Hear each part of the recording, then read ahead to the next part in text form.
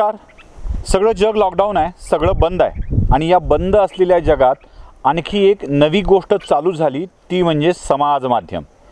खरं तर समाज माध्यमाचा या सगळ्या दुनियेमध्ये आधीच समावेश होता, पण लॉकडाऊनच्या काळामध्ये याचा अधिक वाढ आणि विस्तार झाला.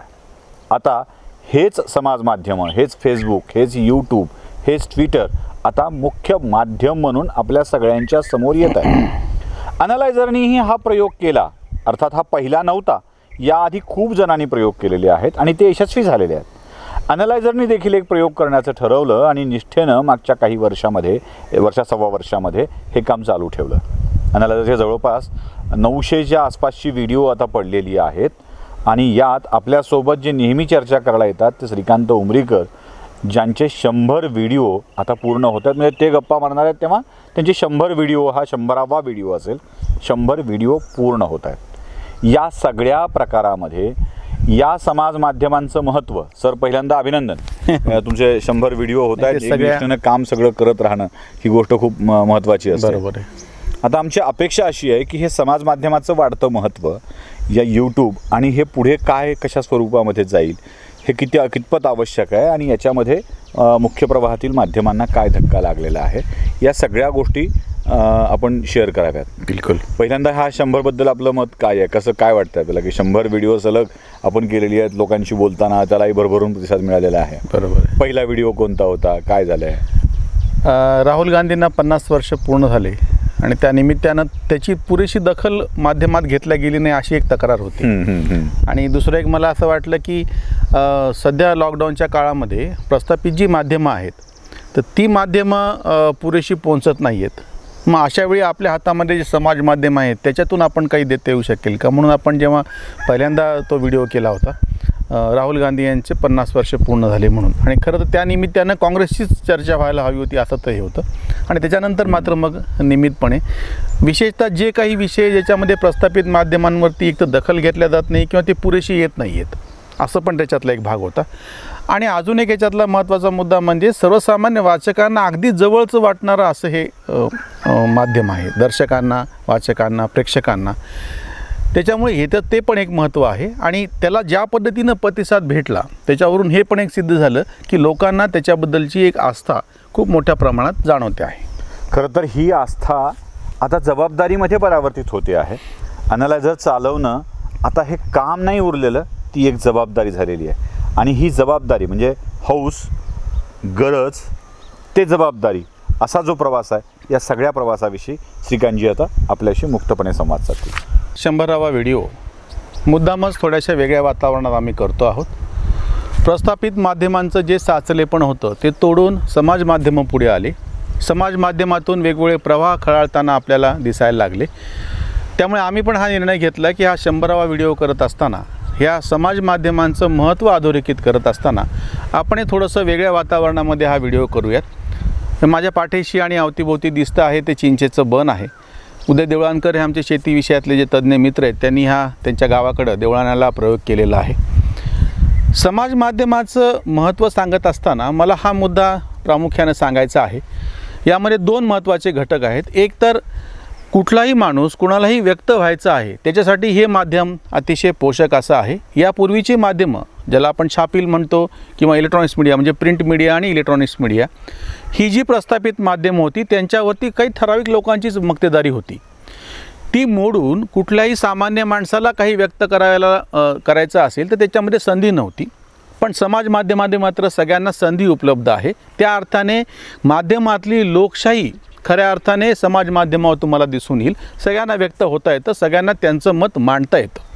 आणि दुसरा जो महत्त्वाचा घटक आहे त्याला पण आपल्याला अधोरेखित करायचं आहे. तुम्ही जे दर्शक आहात, तुमचं जे मत आहे, तुम्हाला जे व्यक्त करायचं आहे ते अतिशय स्पष्टपणे आमच्यापर्यंत ताबडतोब पोहोचतं. कुठलाही एखादा व्हिडिओ, आता हा 100वा व्हिडिओ आहे, ॲनालायझरचे तर 900च्यापर्यंत व्हिडिओ गेलेले आहेत, त्याच्या खाली जे व्ह्यूज असतात, लाईक डिसलाईक असतात, तुमच्या कॉमेंट तिथे दिसत असतात, ह्या सगळ्यातून सर्वसामान्य दर्शकाची जी काही काय म्हणता येईल आपल्याला त्याची मानसिकता आहे ती स्पष्टपणे समोर येते. यापूर्वीच्या माध्यमात ती येत नव्हती.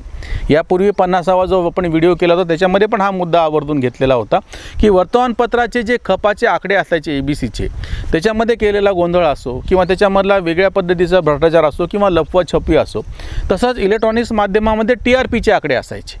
हे TRP कसं आणि काय मोजलं जातं त्याच्यावरती जो काही घोळ झाला तो पण आपण यापूर्वी बघितलेला आहे. याच महाराष्ट्रातली ती गोष्ट आहे.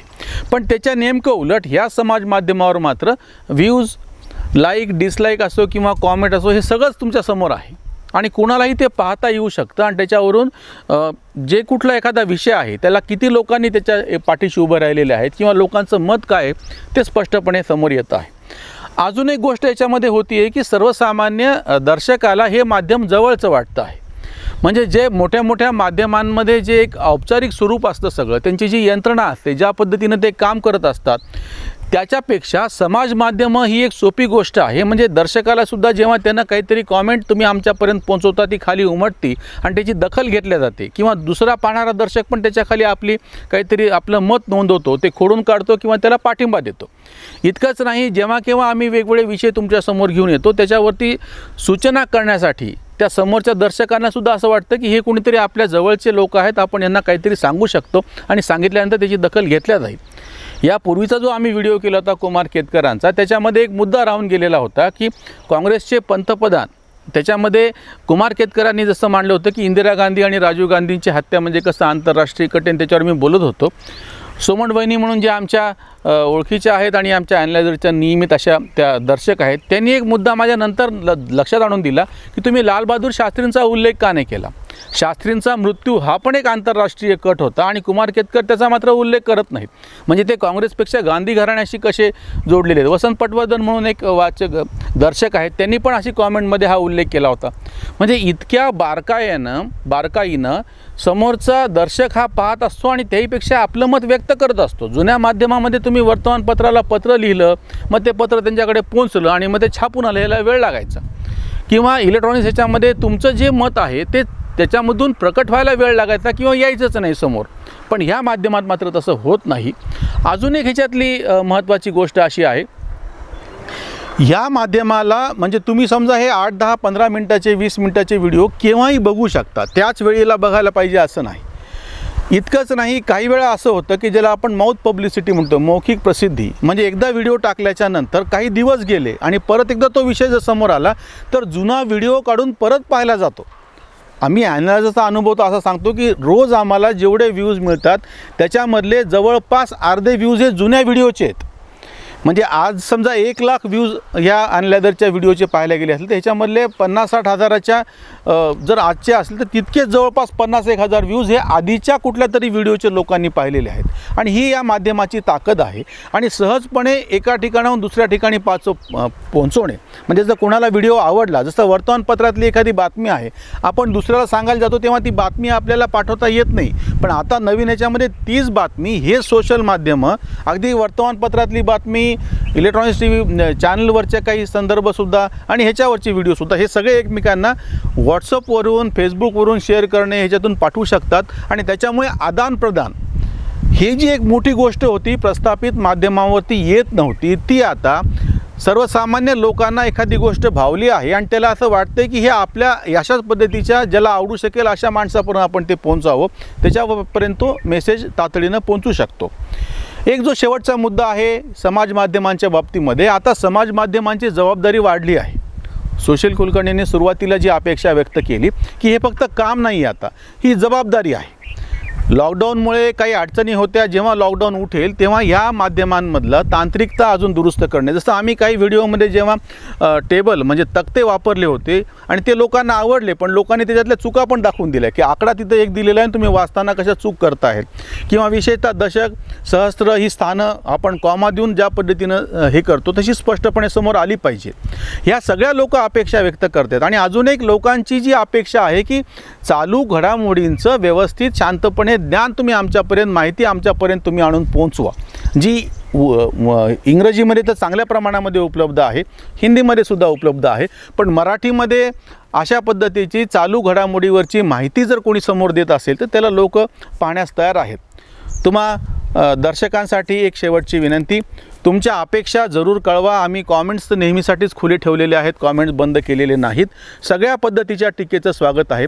फक्त व्यक्तिगत पातळीवरची टीका नको, जातीय पातळीवरची टीका नको आणि धर्मद्वेषातून येणारी टीका नको. ह्या टीका मात्र सहन केल्या जाणार नाही. सहन यासाठी केल्या जाणार नाही, त्याच्यामध्ये काही वैयक्तिक आमचा अपमान आहे असं आम्ही समजत नाही, पण त्याच्यामधून चर्चेला दुसरा एक काय म्हणता येईल त्याला वळण लागतं, घातक वळण लागतं आणि दुसरीकडे चर्चा पांगते. आमची ती इच्छा नाही आहे. एखाद्या मुद्द्यावरती सविस्तर टीका करावी. आताही जेव्हा कुमार केतकरांचा जो व्हिडिओ म्हणतो त्याच्या खाली 2 ते 3 जणांनी अक्षरशः लेख वाटावा इतक्या मोठ्या मोठ्या टीका लिहिलेल्या आहेत, व्यवस्थित त्याचं विश्लेषण केलेलं आहे. ही अपेक्षा अतिशय चांगली आहे आणि हे एक माध्यम आहे. या निमित्ताने लोकांना त्यांचं मत व्यक्त करता येतं, ही अतिशय महत्त्वाची गोष्ट आहे. काही जे विषय असतील आमच्याकडून राहून गेलेले किंवा तुमच्या अपेक्षा आहेत हे व्यक्त करावे, जसं तुम्ही यापूर्वी पण करत आलेत, आताही सांगा. काही तज्ज्ञ आहेत, तोही मला एक अनुभव आवर्जून सांगावासा वाटतो आहे की त्यांना असं वाटलं की आपल्या विषयातली ही आकडेवारी आणि हे ज्ञान आपण हे ॲनालायझरच्या माध्यमातून समोर आणावं, कारण की हे इतर कुठे येत नाही आहे. शिक्षणविषयक चंद्रपूरच्या काही आमच्या तज्ज्ञ मित्रांनी, दर्शकांनी जेव्हा संपर्क साधला, नंबर घेतला आणि कळवलं की माझ्याकडे जुना खूप चांगला डाटा आहे, मी त्याच्यावरती काम केलेलं आहे, पण ही माहिती लोकांपर्यंत पोहोचत नाही आणि प्रस्थापित माध्यमांना याच्यामध्ये रस उरलेला नाही आहे. अशी पण माहिती सुचवा, जरूर सांगा. तुमच्या सगळ्या सूचनांचं, सगळ्या टीकेचं स्वागत आहे. धन्यवाद.